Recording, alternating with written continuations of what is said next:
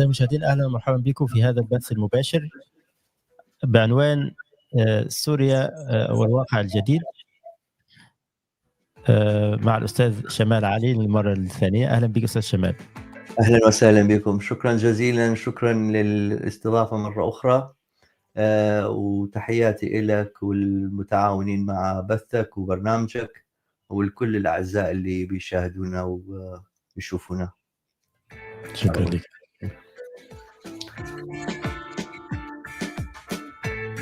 تحياتي لكل الأصدقاء، أتمنى لكم سهرة سعيدة معنا.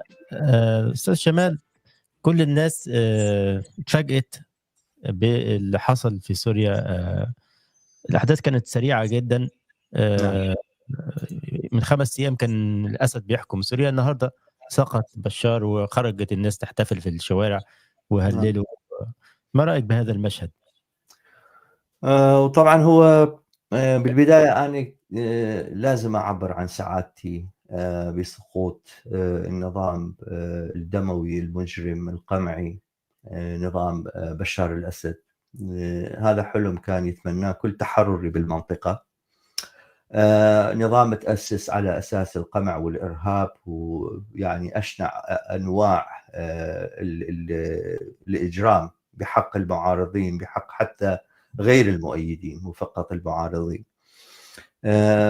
نظام مهترئ، نظام فاسد، نظام يعني بكل المعاني غير قابل للحياة، وغير يعني متهادن مع أي صوت تحرري وأي نوع من الاحتجاج بالمجتمع. فطبعا سقوطه يسعدني ويسعد جميع الأحرار والتحررين بالمنطقة، وما أعرف، ما أتصور أنه في شخص يعني يكن للحرية أي احترام دع عنك أنه يناضل من أجله، أنه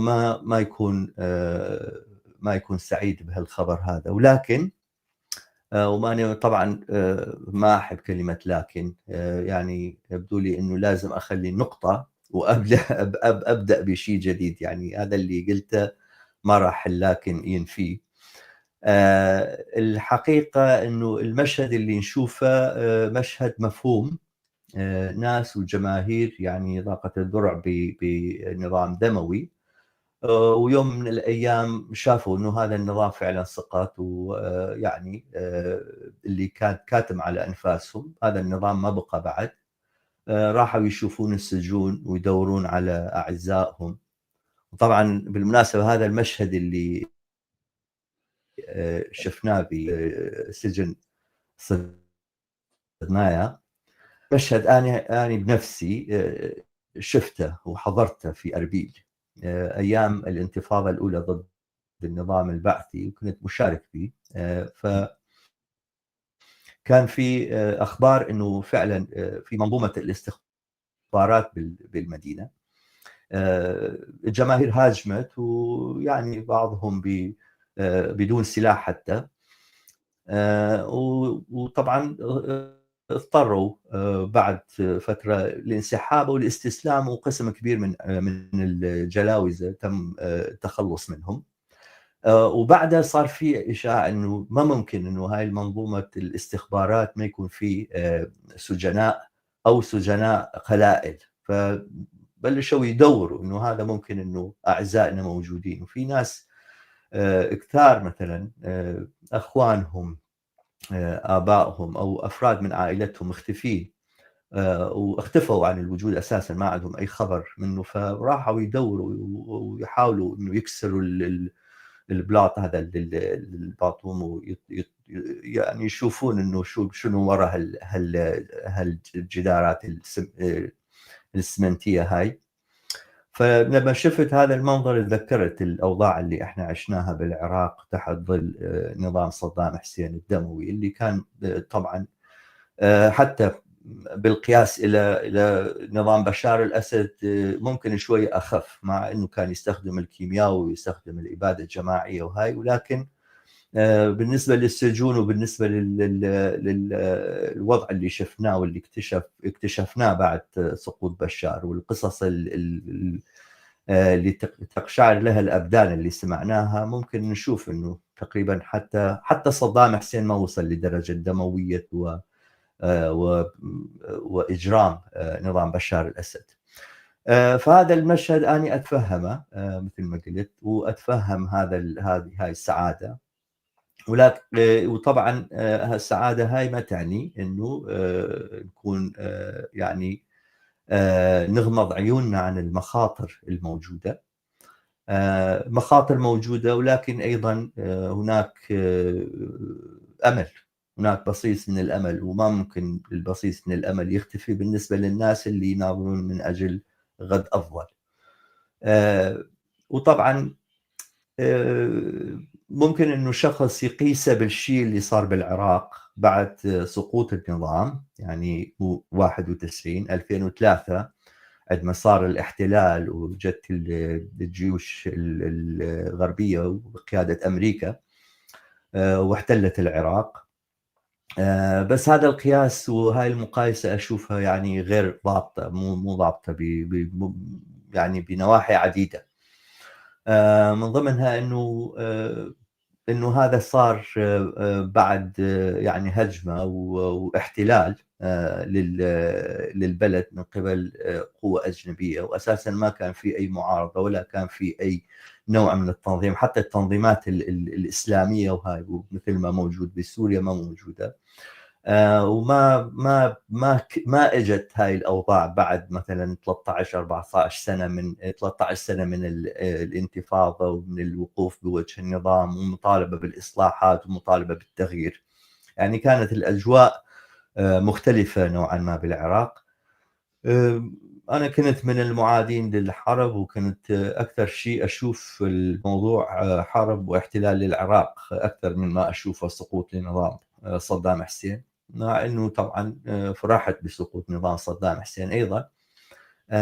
ولكن طبعا في اوجه مختلفه، اوجه متعدده ممكن انه الواحد يعددهم بالاختلافات اللي صارت بين المشهدين.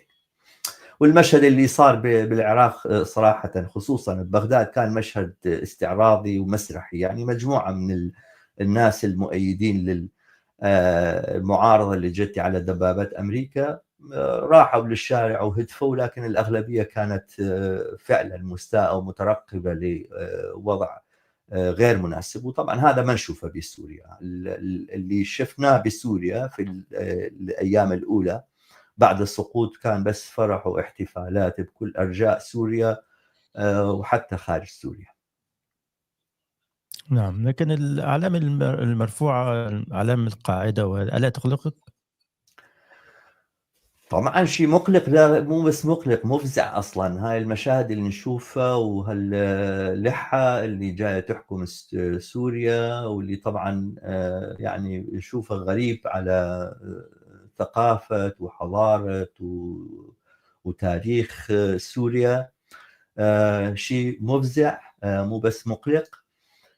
ولكن طبعا هذا مجتمع حي، مجتمع ممكن انه تظهر بقوى اجتماعيه جديده، قوى يعني تنشد الاحسن والافضل وتناضل من اجل تغيير الواقع الموجود حاليا.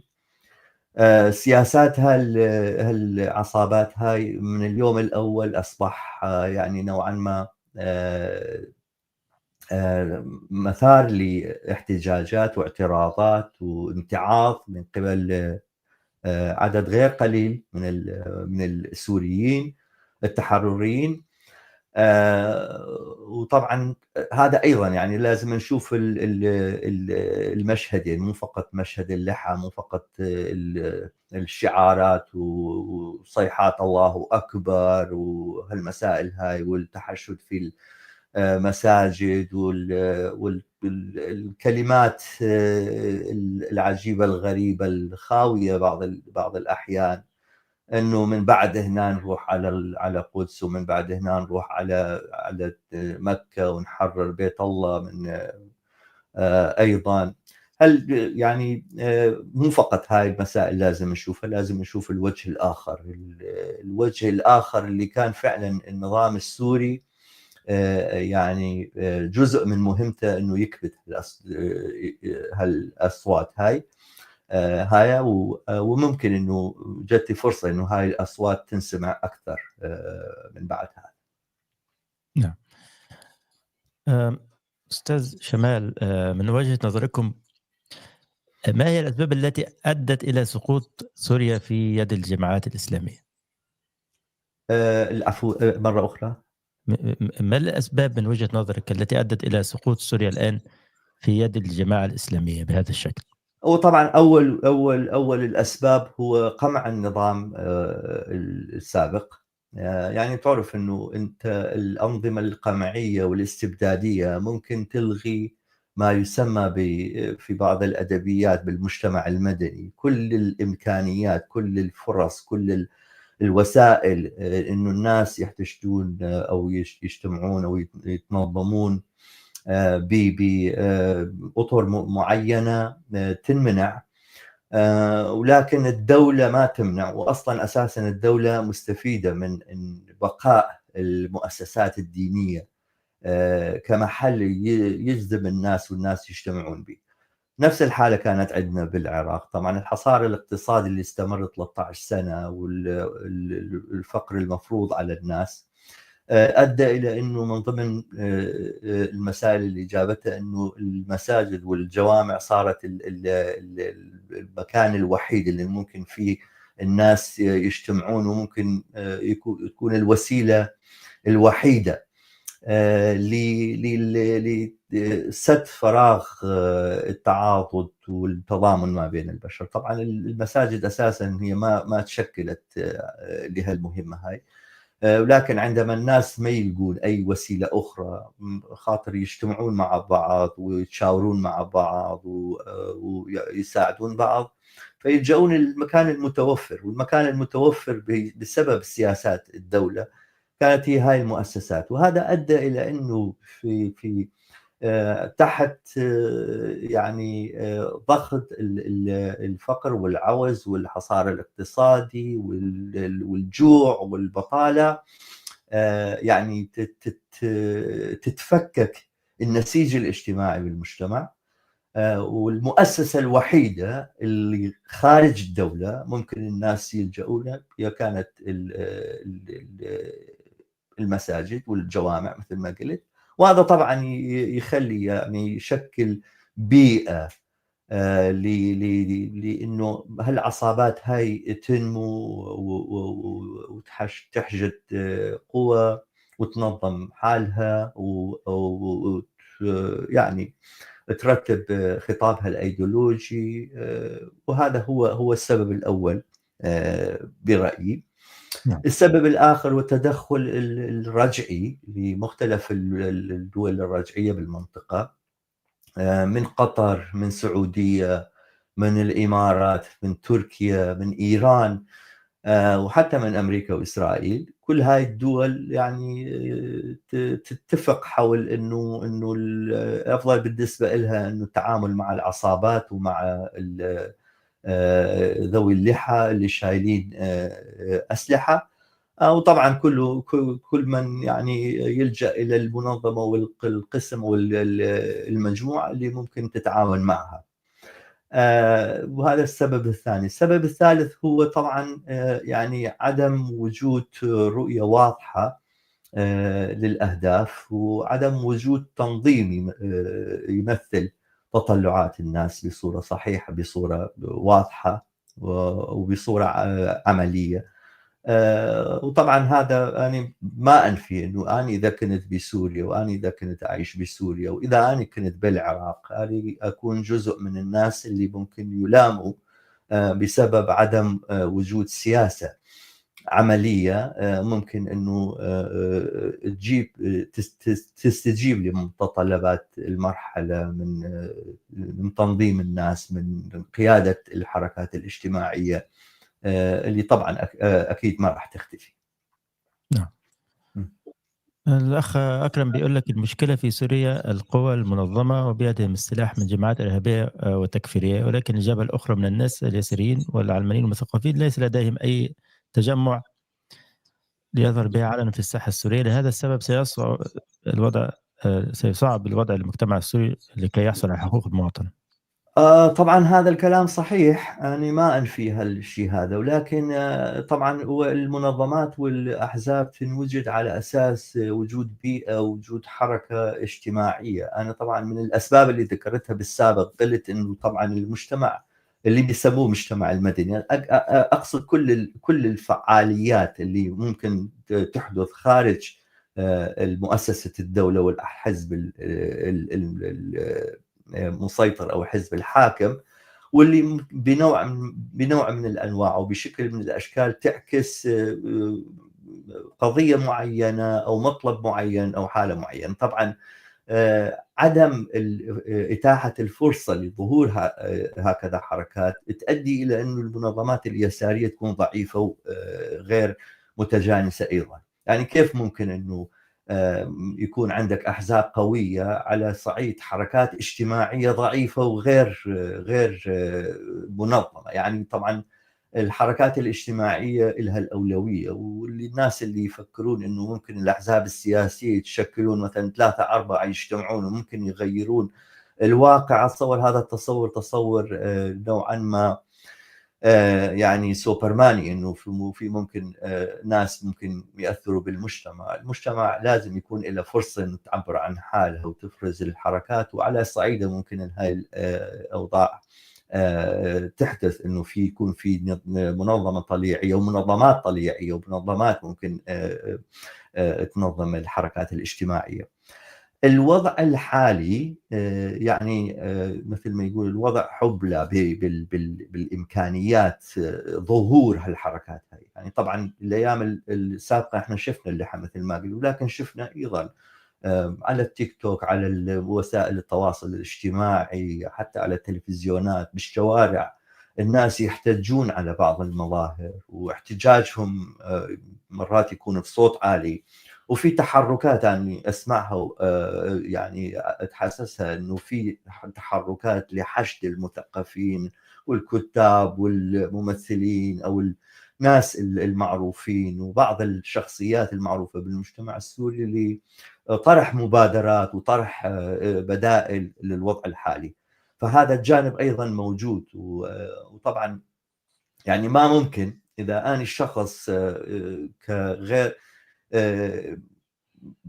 انظر للواقع مو كشخص مثلا ينظر الى مباراه بين برشلونه وريال مدريد وقاعد على كراسي المتفرجين ويتفرج على الواقع، يقول هذا الفريق مثلا عنده خطه جيده للعب وهذا الفريق غير منظم، اكيد هذا الفريق راح يفوز. اذا ما اريد يعني اكون موجود في موقع المتفرجين، واذا اريد اكون جزء من الفعاليات الموجوده، وهذه هي النظره اللي انا انظر لها للمجتمع ككل، يعني مو بس سوريا والعراق، يعني العالم بأسرة.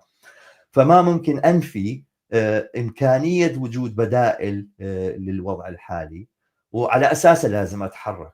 شغله انه اني يعني كل اللوحه يعني مظلمه وما في اي مجال للتحرك، وخلاص الجماهير بسوريا خسرت وراح تصير حرب راح تستمر عشرات السنين بين العصابات المختلفه. الشخص اللي يدعي هالادعاء ويحكي هالحكي هذا اساسا ما مخلي لحاله لنفسه اي مهمه معينه واي تصور معين انه ممكن يكون في فعاليه مؤثره تحدث بهذا المجتمع. وهذا مو طريقه تعامل الفعالين والناشطين مع الواقع، هذا طريقه تعامل المحللين، المتفرجين، الناس المراقبين، مثلا الناس اللي مثلا يكسبون رزقهم من وراء مثلا طرح النظريات المختلفه والتحليلات المختلفه. هذا ممكن انه هذا الشيء وارد بالنسبه لهم، ولكن بالنسبه للشخص الناشط، وطبعا العراق وسوريا شنو بيناتهم؟ احنا بيننا حدود، يعني سوريا بتهمني مثل ما بتهمني العراق يعني. وانا اتصور انه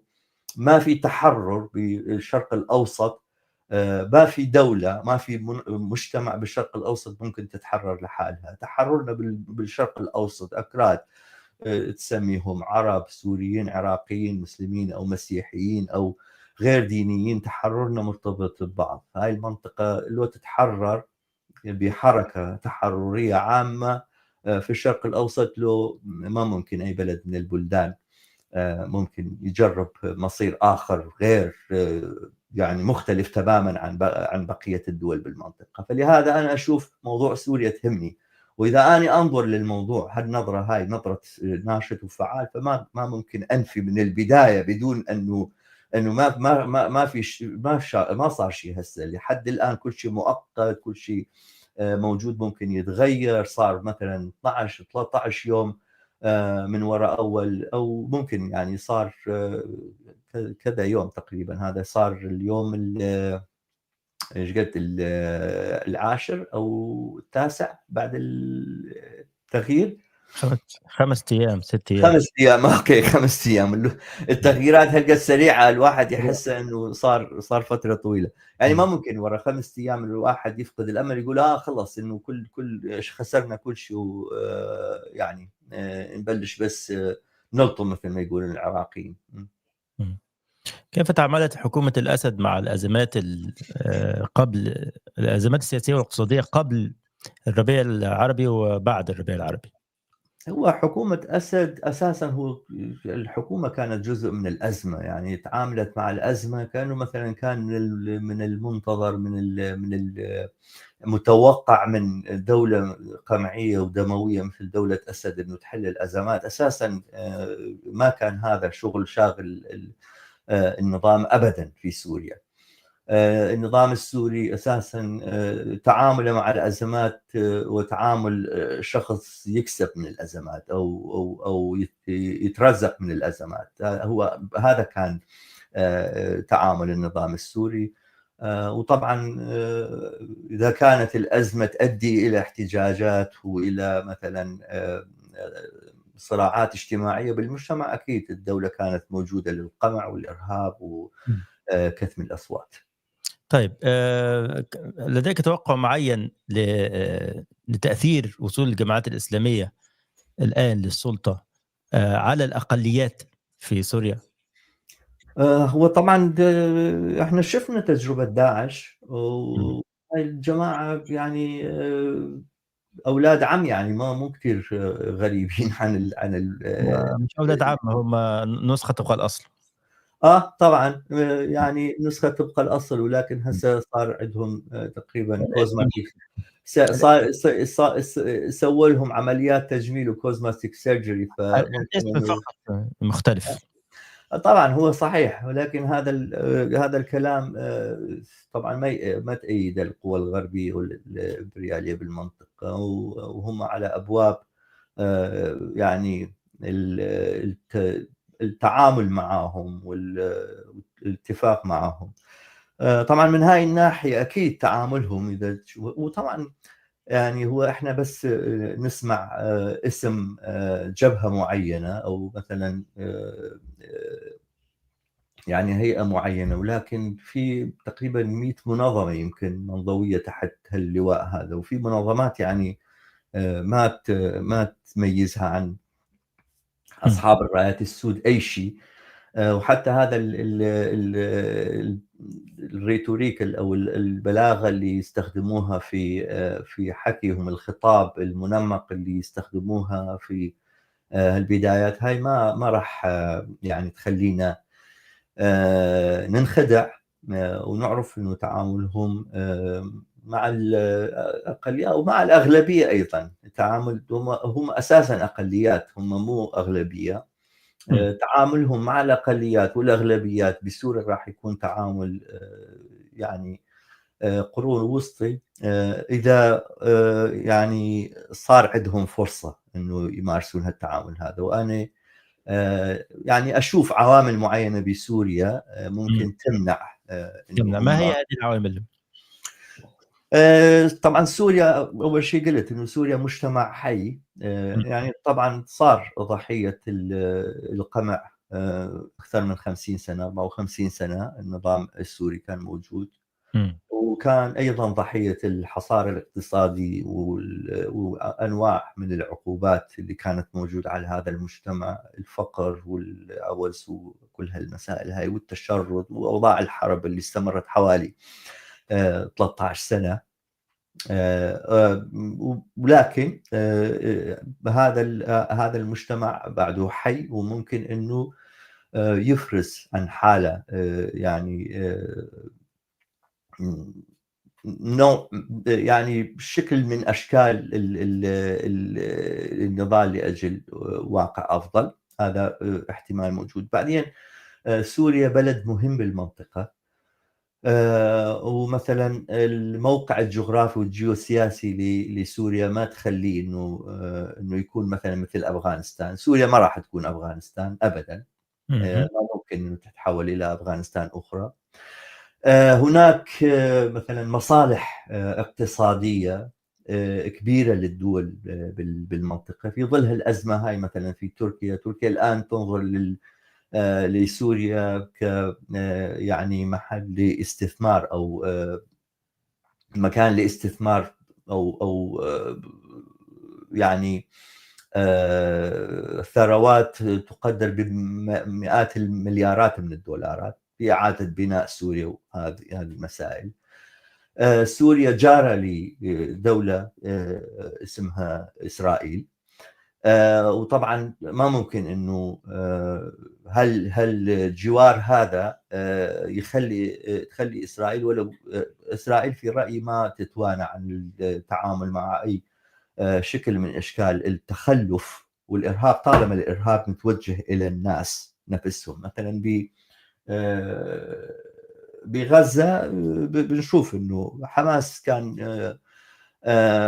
نتيجة لتعامل إسرائيل مع جماهير غزة ومع تعاملهم مع القوى اليسارية واستبدالهم بالقوى الرجعية واليمينية والإسلامية.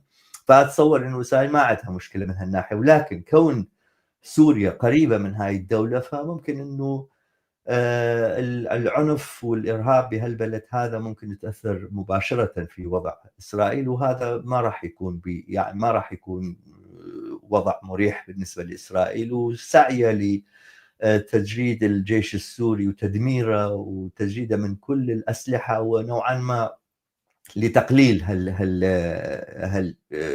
هالمخاطر هاي بالمستقبل. وطبعا سوريا عين العالم مفتوحة على سوريا، وفي أزمات الهجرة واللجوء إلى أوروبا كلها هسه في يعني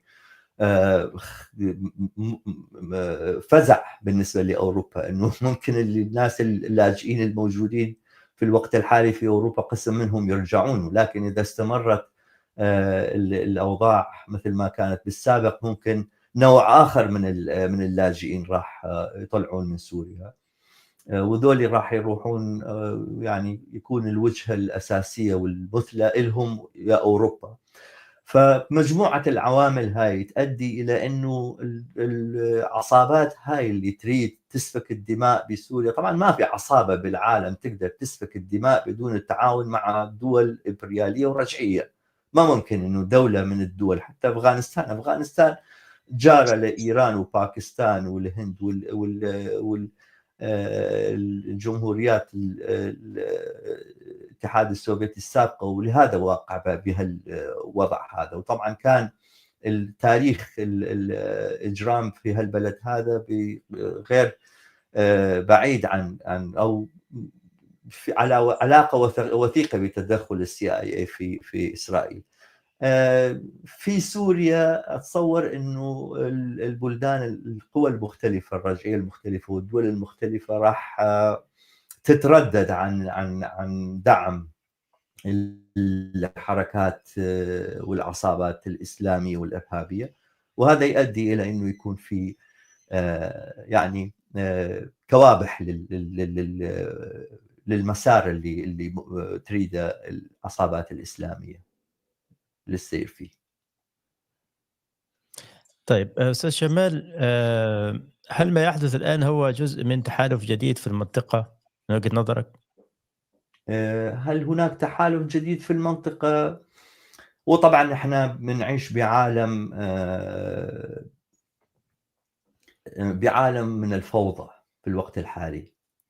التحالفات الجديدة بالمنطقة ممكن تتشكل وممكن تتفكك. فيعني العالم كله في ضياع في الوقت الحالي في ظل تراجع مثلا موقع أمريكا، وحتى بعد مجيء ترامب. طبعا ترامب هو من الناس المدعين بالتقوقع أو بالانعزال في أمريكا. يعني هذا المسار مسار يعني تأثير قلة تأثير أمريكا على الوضع بالعالم كله، أو ضعف قوته راح تستمر. راح تستمر الحالة هاي. وممكن إنه التحالفات اللي يصير ما تكون تحالفات يعني ثابتة.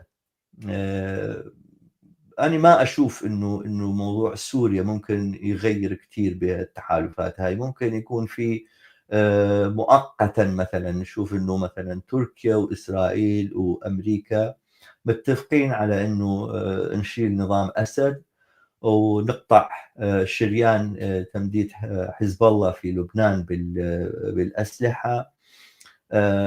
ولكن بعد فترة ممكن إنه هالتحالف هذا يتفكك.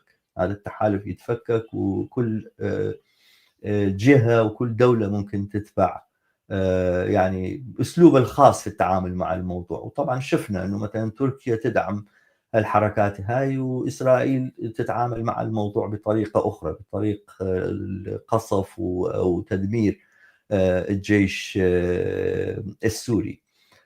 وأمريكا يعني في اختلافات مع تركيا، ما ممكن أنه يتوافقون بكل الأمور، خصوصا فيما يتعلق بوجود أمريكا في منطقة تتواجد به أيضا قوى القسد وهاي. فهالمسائل هاي راح تكون موضع خلاف. فأنا ما أتصور أنه في تحالفات ثابتة، ممكن تتشكل أو تشكلت ولكن في طريقها إلى التفكك. ما هو دور الكرد في المنطقة في مستقبل سوريا حسب رأيك، بالذات الكرد في سوريا، بالذات سوريا الديمقراطية مثلا؟ طبعا تجربة روجافا تجربة في بدايتها كانت تجربة رائدة، وأنا كنت من الناس، ويمكن معظم التحررين بالمنطقة كانوا من المعجبين بالقوانين العلمانية اللي صدرت، القوانين اللي كانت في صالح المرأة في المنطقة. هناك عيوب كثيرة في هاي التجربة، ولكن ما زلت أشوفها يعني من المناطق اللي ممكن تخرج منها بصيص الأمل في سوريا. الموضوع مو بس الكرد، يعني أنت شوف إنه الكرد في سوريا يعني خلافا للكرد في المناطق الأخرى في الدول الأخرى اتبعت أو أخذت منهج تدعي على الأقل انه المساواة بين المكونات المختلفة او الهويات المختلفة، التعاون ما بينهم. وهذا حتى اذا كان ادعاء، كان بيوم من الايام انا جريدة او مجلة مصرية عملت معي مقابلة، يعني حوار، وطرح عليه السؤال هذا: هل هذا صحيح؟ هل هذا الادعاء صحيح؟ قلت حتى في الوضع الحالي في سوريا لما نشوف انه العصابات من المكون او على اساس الهوية الفلانية تخطف اطفال المكون الاخر، ويعني امام شاشات التلفزيون يعني يمثلون بجثثهم، ويقولون انه هذا هو خطابنا للقضية الفلانية أو للمجموعة الفلانية. وشوف مجموعة جايين بخطاب يقول أنه التعاون بين المكونات المختلفة، والتعاون بين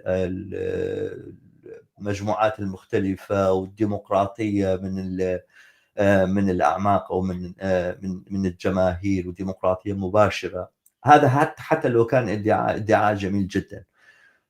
فأنا أتصور أنه طبعا في تحديات كبيرة أمام هاي التجربة. وطبعا الوضع اللي واقعين فيه يعني وموجودين فيه يخليهم يضطروا إلى عقد تحالفات ويعني حتى المساومة بعض الأحيان مع القوى الفاعلة بالمنطقة وخصوصا مع أمريكا. ولكن مع هذا أشوف إنه هل التجربة هاي ما ممكن إنه إلغائها. يعني التحديات هاي جدية، ولكن الوضع بسوريا تحتاج إلى قوة تقدمية مثل الادعاء اللي نسمعه من روجافا. ولهذا أشوف إنه الموضوع مو بس مسألة كرد، المسألة أكبر من هاي. وأنا أشوف إنه كل التحررين بالعالم لازم يتضامنوا مع جماهير منطقة روجافا ومع الجوانب الإيجابية والجميلة لهذه التجربة، وإنه يخلوها مثلا على الأقل إنه هذا هو اللي يكون النموذج السائد أو النموذج المتقدم في سوريا. لأنه تأسيس المؤسسات على أساس تدخل الجماهير وفسح المجال للناس إنه يجتمعون ويتشاورون في أمورهم راح تكون تجربة مهمة لإعادة بناء المجتمع في سوريا. وطبعا أنا كل هذا أقول مع تحفظي على التأييد التام لهذه التجربة، لأن أكثر أشوف بها خصوصا في الآونة الأخيرة هناك عيوب كثيرة لهذه التجربة. يعني هسه احنا ما نسمع غير عن الجنرال الفلاني. وين ممثلي هالشعب هذا؟ وين الناس اللي بيمثلون الجماهير؟ يعني هذول مو بس قوة عسكرية، هاي منطقة الجماهير لازم يكون لها صوت. وينهم؟ احنا قبل كنا نسمع عن صالح مسلم القائد السياسي اللي كان قائد لهذه الحركة، هسه نسمع بس عن جنرال مظلوم كوباني اللي يتعاون مع أمريكا، راح قاعد مع أمريكا، صرح بكذا وصرح بكيت. يعني إنه كأنه قوة عسكرية نشوفها، مو إدارة مدنية تمثل الناس. طبعا هذا تحفظ جدا مهم اني انا اقوله في اثناء الحديث عن تجربه روجافا. نعم. هل تعتقد ان ايران سحبت نفسها من المنطقه بشكل نهائي؟ لا طبعا، لا اساسا، لا. ايران ما راح تسحب نفسها. ايران يعني طبعا انكسرت كثير من هالتجربه، ولكن ايران ما راح تفقد الامل او تفقد او تتنازل عن هذا هل يمكن ان تكون عقدت صفقه مع الولايات المتحده الامريكيه؟ لا ابدا، لا ابدا. هاي نظريه المؤامرات ما تفسر الواقع اللي صار اساسا. يعني بدون ايران، بدون وجود ايران وحزب الله، كان النظام السوري راح يفشل. وطبعا كل هذا اللي صار بسوريا بعد اتفاق وقف اطلاق النار مع حزب الله كان يعني على اثر ضعف حزب الله وضعف ايران. والموضوع ما كان اتفاق انه ايران باعت. ايران اساسا ما كانت تقدر تقوم باي شيء. لكن هل المشروع الايراني تماما؟ انا طبعا اتمنى انه ينتهي المشروع. مو بس ينتهي المشروع الايراني، اتمنى انه الجمهوريه الاسلاميه الايرانيه يصير بها مثل ما صار بنظام بشار الاسد اليوم قبل بكره. نعم. وطبعا القوة الوحيدة اللي ممكن تقوم بهالمهمة هاي جماهير التحررية في إيران، مو أي قوة أجنبية. الموضوع سوف نتحدث عنه في حلقة يعني خاصة على إيران. أوكي، جدا جميل. أوكي. الآن اسمح لي نأخذ الأسئلة نعم. من الأصدقاء وأيضا المداخلات. معنا أيضا أبو عصماء. أهلا بك أبو عصماء، منورنا. مساء النور. يا أهلا وسهلا أبو عصماء. اتصال أبو عصماء. مشكلة في الإنترنت عندك. جيدة ولا سيئة؟ في بيقطع الصوت عشان في مشكلة في الإنترنت. اوكي. اكتبوا لنا الأسئلة أصدقائي، اكتبوا لنا الأسئلة. جرب تاني أبو عصماء كده. صار أحسن؟ اتفضل كمان كمل شوية كده. يقطع. مع الأسف. مع الأسف.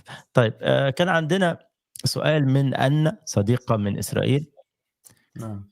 وتقول: لماذا لا نرى في إسرائيل هذه الصراعات مثل البلدان الأخرى داخل المجتمع الدولي؟ إسرائيل عندها صراع مع جيرانها، أوكي، ويوم ما يختفي، وهذا طبعا مو كلامي، هذا كلام السادات.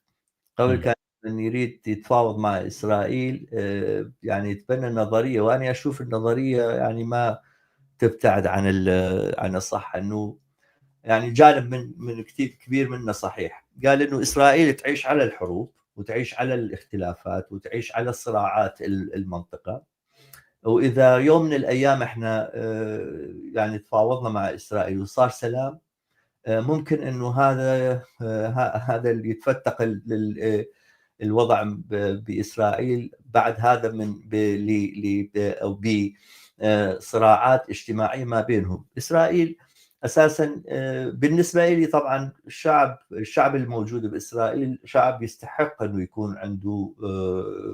يكون عنده دولة. يعني مو الشعب اليهودي، أنا ما عندي يعني أي اعتراف بهاي الهوية مع الأسف.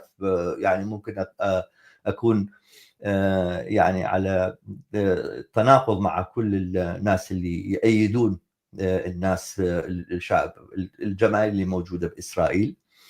أنا أشوف إنه هاي الجماهير اللي موجودة عندها حق، مو لكونها تابعة لدين معين، كونها بشر، كونهم يعني بشر وموجودين ويعيشون مع بعض. ولكن أنا أتذكر إنه كان اليهود اليمنيين في الستينات في وقت جولدا مائير، لما صار في منظمة اسمها منظمة الفهود السود أو بلاك بانثر في أمريكا، وهاي المنظمة كانت تدافع عن حقوق السود في أمريكا. أوكي، في أثناء وجود حكم جولدا مائير كان اليهود اليمنيين شكلوا منظمة سموها بلاك بانثر للدفاع عن أنفسهم ضد التمييز الحاصل عليهم. طبعا هم كانوا يهود أساسا جايين من اليمن، فهاي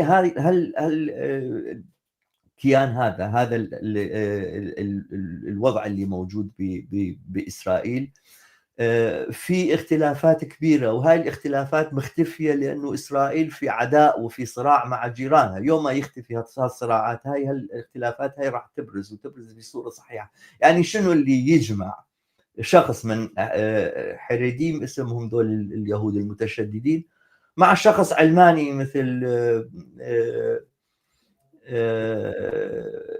العلماء والكتاب والمثقفين اللي موجودين بإسرائيل، أو من الشخصيات اليسارية جدا محترمة بالمجتمع الإسرائيلي؟ ما في شيء يجمعهم دولي. يعني دولي كلهم يعني من شيء ما يشبه شيء، مثل ما نقول بالعراق. فأنا أتصور أنه إسرائيل اختفت بها الصراعات هاي بسبب صراعها مع بلدان المنطقة. وبعدين يعني إسرائيل تشكلت من ناس جايين من خلفية ثقافية أوروبية أساس الكيان هذا.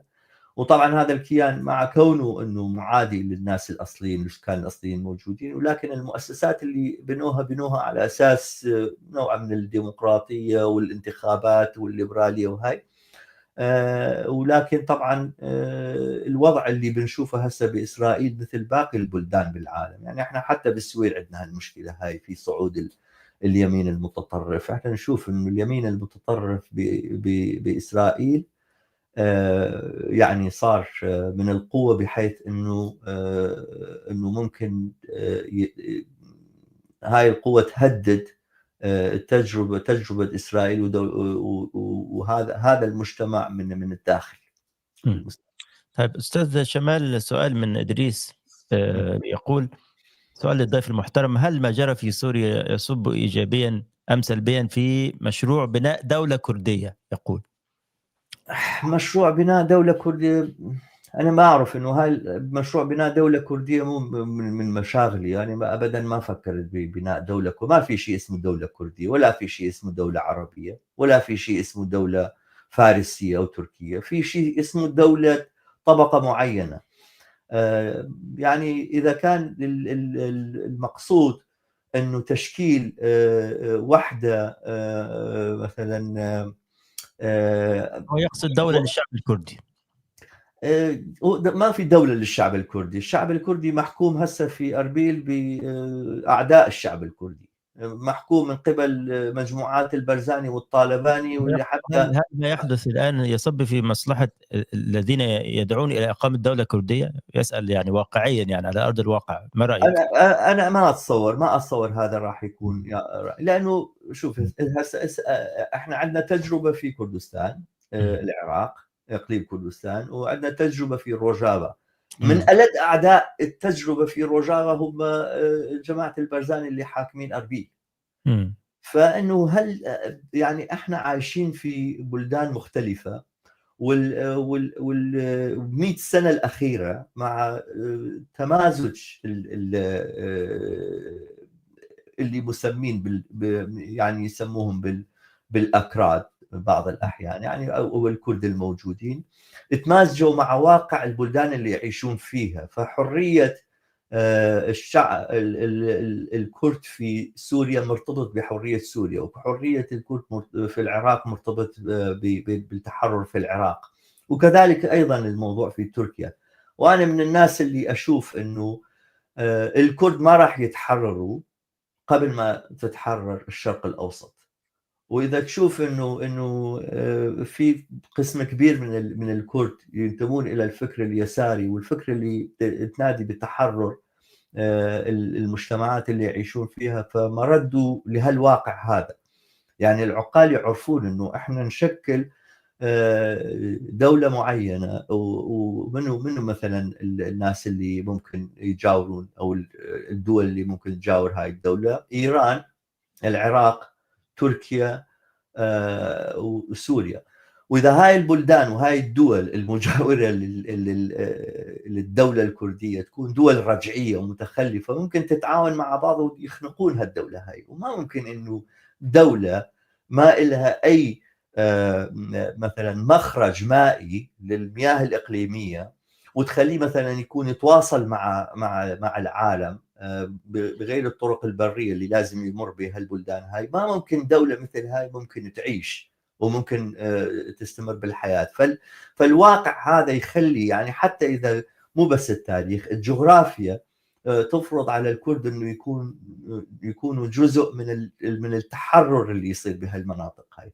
فاتصور انه لما انقسد، او لما الكرد في سوريا يلجؤون ويقولون انه احنا نريد سوريا ديمقراطية، سوريا للكل، هم اساسا بيدافعوا عن نفسهم، لانه نفس الدفاع عن حقوقك ككرد، في حقوقك انه انا كانسان ما انظلم على موداني كردي. هو الحق بالنسبه لي هو هذا، يعني مو حق انه احكم باسم الكرد، حقي انه اني اعيش كانسان بدون تمييز. حق هذا الحق ما ممكن الحصول عليه والظفر به بدون انه تتحرر المنطقه كلها، او يتحرر سوريا على سبيل المثال. الأستاذ محسن سراج يقول، هو التعليق حاد شوية، يقول: هذه التحليلات الماركسية أكل عليه الدهر وشرب. اوكي. يقول على الكرد التخلص بالأفكار اليسارية ويدخلون في مفهوم الدولة العلمانية والحريات الفردية والحقوق المدنية. ما رأيك؟ ما ردك على الأستاذ محسن سراج؟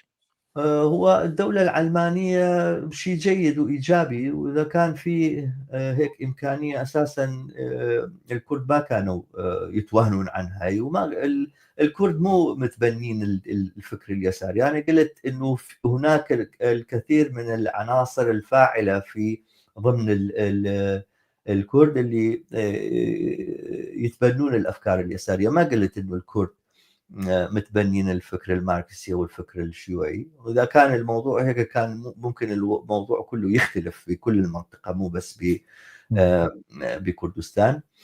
ولكن أين هي تلك الأفكار العلمانية، وأين هي تلك الحركات العلمانية المتقدمة المتطورة؟ يعني الشخص إذا مثلا ممكن يقول لي هذه الأفكار الماركسية أكل عليها الدهر وشرب، وينطلق من منطلقات قومية أو دينية، ممكن أقبل منه، لأنه هو مسيطرين هاي الحركات. بس شخص يدعي العلمانية ويحكي الكلام ضد الشيوعيين، الأولى أنه يشوف جبهته هو جبهة العلمانية وينها، بالمنطقة.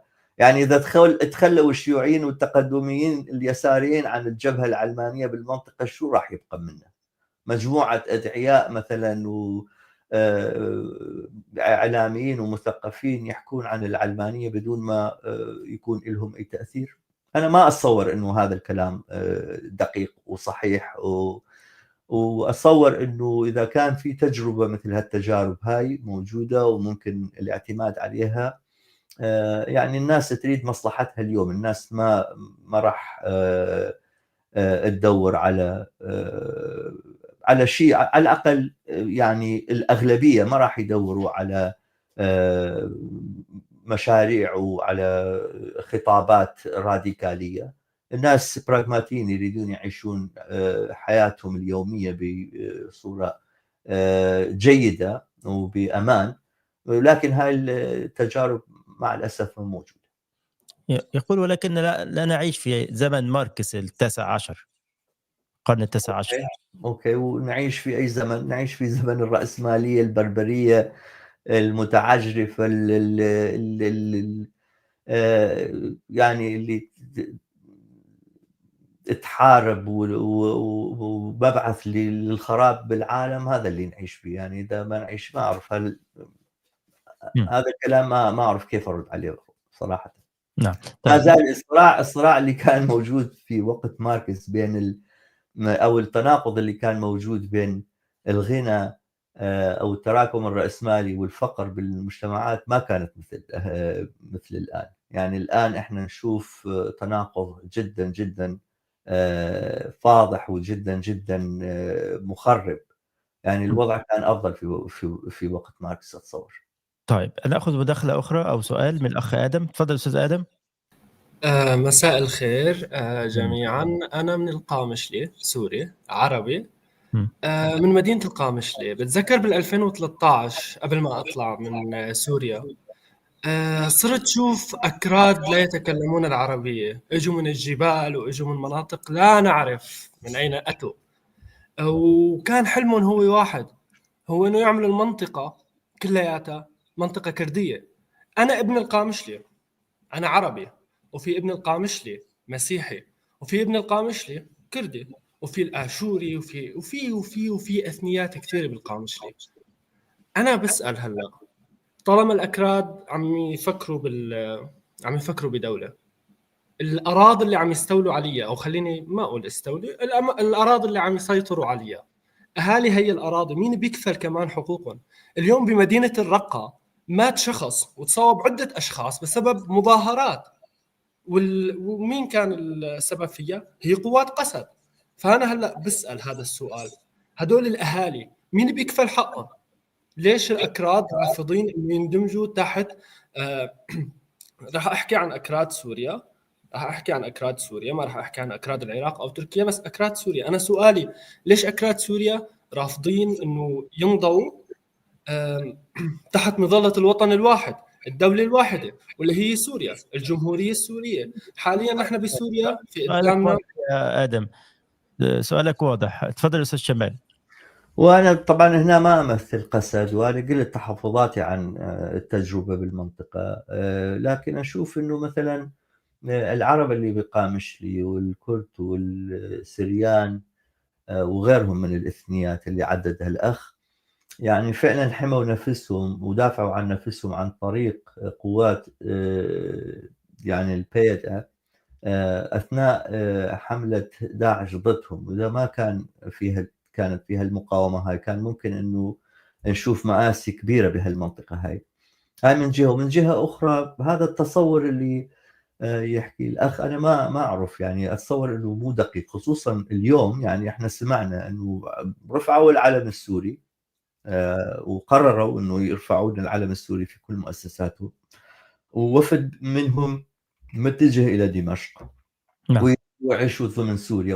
وأساسا خلي يعني ممكن أنه الواقع المعاش واحد ينتقده من مختلف الجوانب، ولكن الخطاب الموجود اللي مثلا هاي التجربة، يقول تجربة الرجابة، يقول احنا نريد دولة تتأسس على أساس مشاركة الجميع، وجميع الإثنيات يكون عندهم ممثليهم، وجميع الإثنيات يكون صوتهم مسموع، وأنه هم ما يريدوا غير دولة وما يريدوا يشكلوا دولة، وأساسا يرفضون طرح هذا جملة وتفصيلا، ويعني يؤكدون عليه. وناس مثلا اجوا من الجبل وما يعرفون عربي، يعني هذا ممكن انه يكون مجموعات من اللي بالقنديل، ما اعرف، يمكن على التيك توك ما لازم استخدم الاسم، من قنديل جايين يساعدون هالشيء هذا، وهذا ممكن من الوارد. ولكن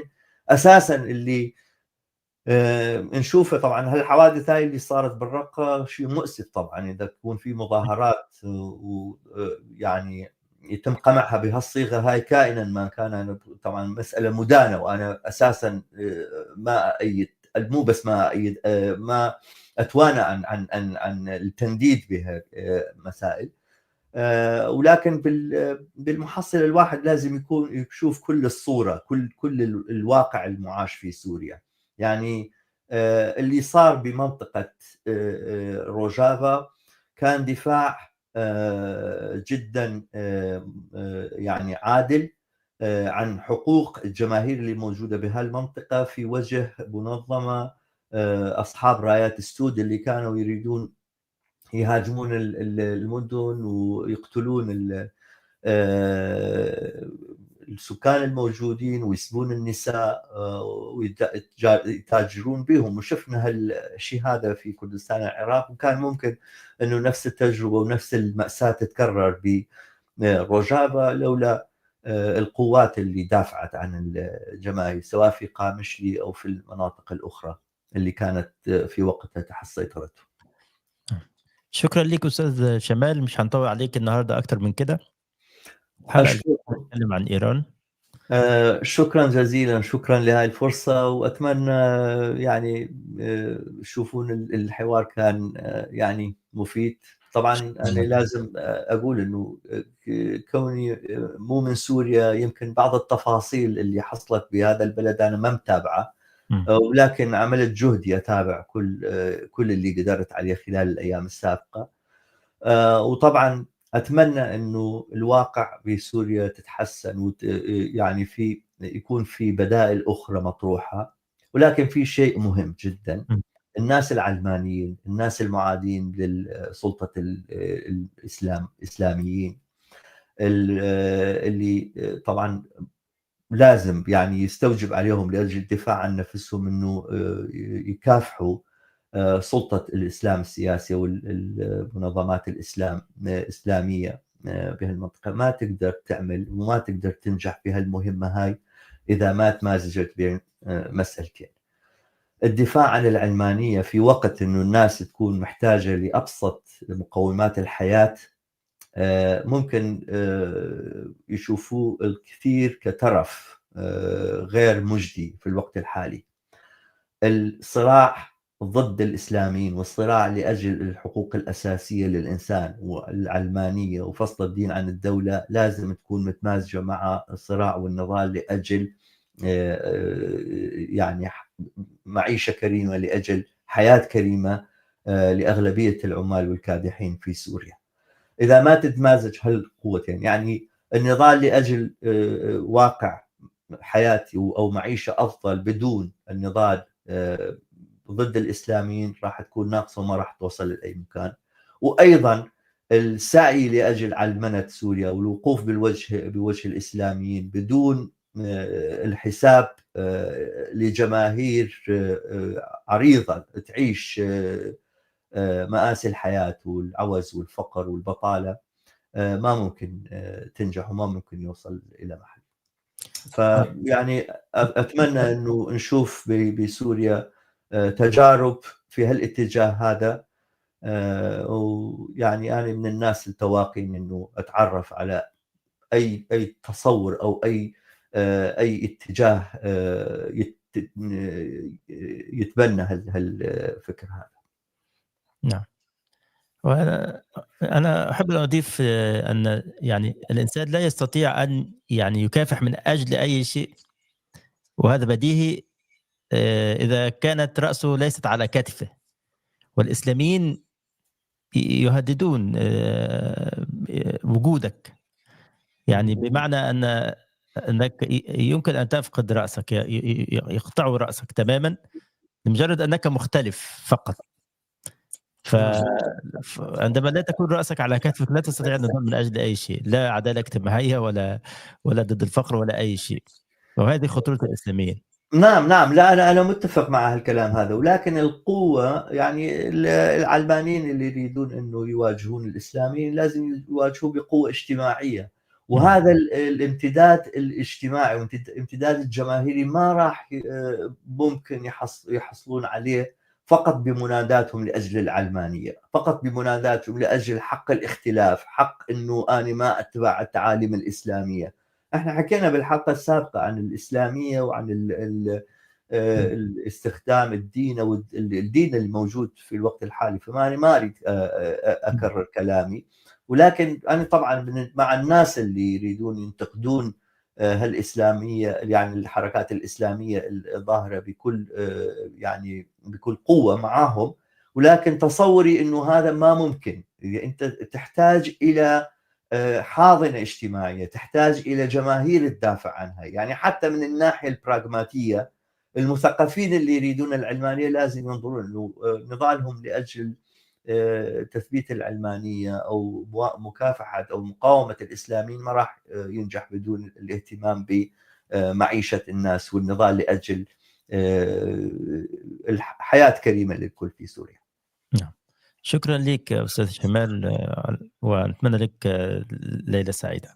شكرا جزيلا، أشكرك مرة أخرى، وتحياتي أيضا لكل اللي سمعونا الليلة، سواء كانوا متفقين أو مختلفين مع الكلام اللي أنا حكيته، وأتمنى أنه نكون على حوار وتواصل دائم. وشكرا مرة أخرى. شكرا جزيلا. شكرا لكم أيضا أصدقائي الأعزاء على مشاهدة هذا الفيديو وعلى تعليقاتكم الإيجابية الجميلة، وشكرا للأصدقاء على دعمهم، وتصبحون على خير. إلى اللقاء.